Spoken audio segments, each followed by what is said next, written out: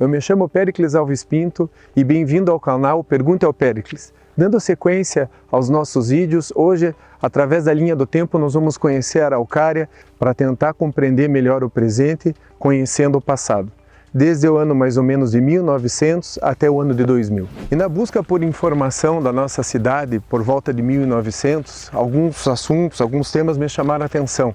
Por exemplo, a primeira cervejaria da cidade, de Antônio Alves Pinto, meu bisavô, lá na Bela Vista, na região da Bela Vista. As fábricas de palhões do Svendrik, do Kuhne, Rick, Keller e Wagner, os sobrenomes que eram os proprietários das fábricas de palhões. Palhões eram usados para embalar garrafas de vidro. Era uma indústria muito típica dessa época, mais ou menos 1910 até 1930. Isso antes existiam outras maneiras de se embalarem os produtos que eram exportados aqui do Brasil, inclusive para a Europa. As serrarias, entre elas a de Emílio Voss, que era a maior, que inclusive tinha um navio a vapor que ele utilizava para rebocar os troncos pelo Rio Iguaçu. Outra atividade muito comum na época eram as olarias, e entre elas as da famílias Michel e Scraba. Na sequência das atividades econômicas da araucária, é imprescindível, não tem como fugir da lavoura de batata. Ela foi muito importante para a nossa cidade e praticamente ela era sinônimo de araucária durante muito tempo. Em 1935, ela já era citada num jornal estadual, Araucária, como a segunda produtora com 14 mil toneladas. Em 1939, nós tínhamos aproximadamente 800 estabelecimentos rurais na cidade. Claro que esses estabelecimentos rurais na cidade não eram empresas, eram famílias que de alguma maneira comercializavam batata.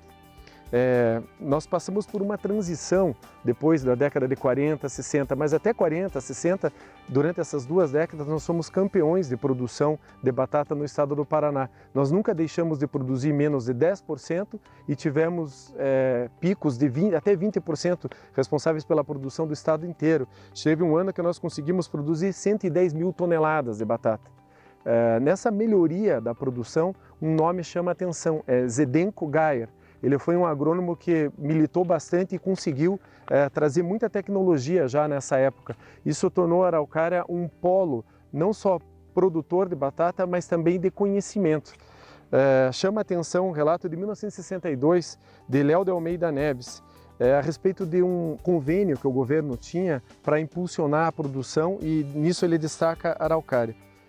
Ele diz o seguinte: inclusive os de proximidade dos municípios, inclusive os de proximidade da capital, como a Araucária, que apresenta elevada percentagem de terras aráveis. Esse município vem sendo realmente beneficiado nesse sentido, especialmente no que tange a financiamento para a produção de batatas certificadas, em índice tal que vem contribuindo diretamente para a economia de divisas do Brasil. Veja só, uma repercussão nacional do que se fazia aqui. Pois que, desse modo, está sendo evitada a importação de sementes estrangeiras, não só da Holanda, como da Alemanha.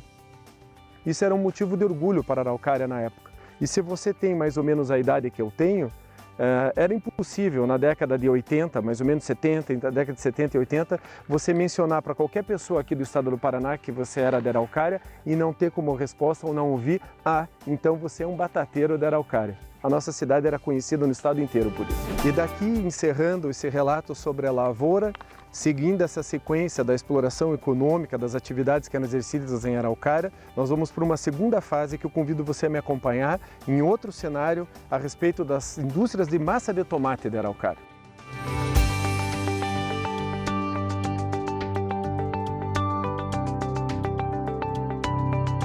Estou aqui na frente do Museu Tindiquera, que era a antiga fábrica de massa de tomate da família Torres. Ela é emblemática para nos mostrar uma fase da araucária onde massa de tomate e de pimentão tomou conta da cidade. Era praticamente a atividade econômica de maior destaque da cidade. Vejam só o que diz o Diário da Tarde de 1950. A massa de tomate e pimentão São José, fabricado pelo senhor José Falat de Guajuvira, em Araucária, este conceituado produto que a todos se recomenda pelo seu valor e qualidade, que são vendidas a preços revolucionários. Eu realmente não sei o que quer dizer preços revolucionários, mas chama a atenção, né? da década de 60, nós tivemos uma transição, então, da massa de tomate, que ficou mais ou menos ali de 1930, 40 até 1960. Aí houve um declínio, inclusive agora um comentário sobre curiosidade. Se vocês entrarem no canal, tem muita informação que eu obtive enquanto eu estava fazendo essa pesquisa dos jornais da época.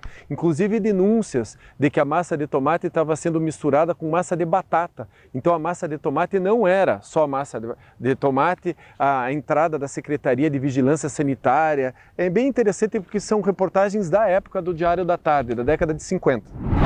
Após a década de 50, 60, houve um declínio dessa produção de massa de tomate e massa de pimentão que era exportada para São Paulo. Inclusive usava-se esse termo, exportada para São Paulo. E nós passamos à produção de linho, que foi outra importante atividade industrial aqui da Araucária. Dentro dessa produção de linho, o beneficiamento de linho, uma importante indústria que surgiu em Araucária era a Companhia São Patrício. Ela teve até pouco tempo atrás, ali no centro da cidade, algumas edificações remanescentes daquela época. Ela era uma líder em beneficiamento de linho naquela época. E era interessante porque quando eu fiz essa pesquisa, algumas pessoas que hoje ainda residem em Araucária eram acionistas da época, como Alfredo Charvet, o nome da avenida, Maria Saad, Roque Saad, Sebastião Lemos da Silva, César Hasselmann, que eu acredito seja parente do Carlos Hasselmann, que é o nome da avenida, e o Conselho Fiscal, Floresvaldo Forbeck e Luiz Bequi, outro nome de rua de Araucária.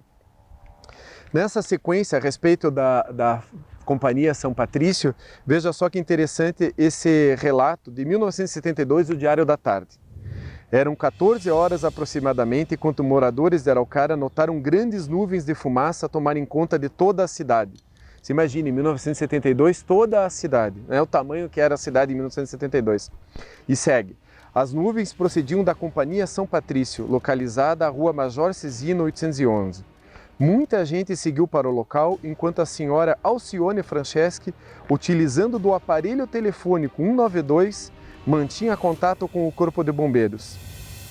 A fábrica foi quase totalmente destruída. Foi o maior incêndio da vida da Araucária. Então, isso encerra esse outro percurso da nossa linha do tempo da cidade, indo até mais ou menos a década de 1970.